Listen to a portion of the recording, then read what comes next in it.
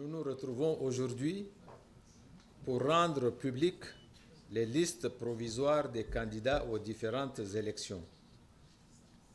Mais avant tout, je voudrais faire remarquer qu'il y a une large participation qui est un premier test réussi pour nous.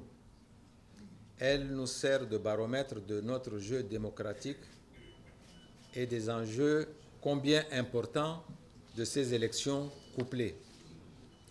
En effet, alors que de nombreuses hésitations et de sérieuses inquiétudes des acteurs politiques se sont exprimées quant à l'opportunité d'organiser ces élections couplées cette année 2024, nous enregistrons une large participation des partis politiques, des regroupements des partis politiques et des candidats.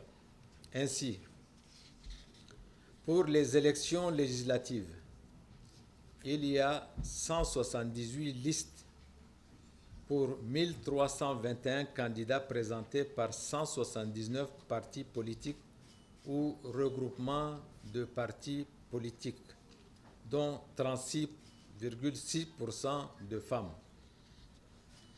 Il en ressort des dossiers examinés qu'il y a 1274 dossiers conformes, soit 96%, et 46 dossiers non conformes, soit 4%.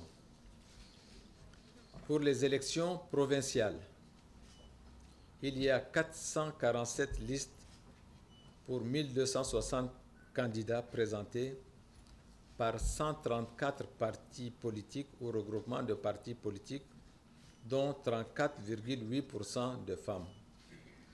Après examen, il en ressort qu'il y a 157 dossiers conformes, soit 92%, et 103 dossiers non conformes, soit 8%.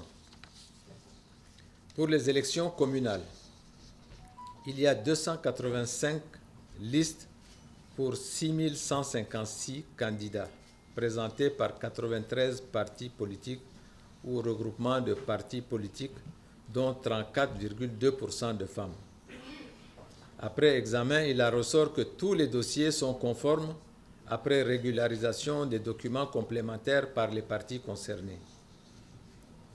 Pour la diaspora, concernée uniquement par les législatives, celle-ci est divisée en 4 zones: Afrique, Amérique, Asie et Europe.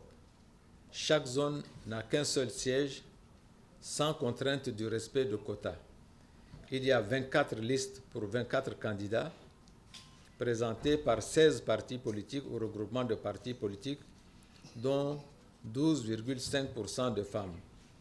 Après examen, il en ressort qu'il y a 18 dossiers conformes, soit 75%, et 6 dossiers non conformes, soit 25%.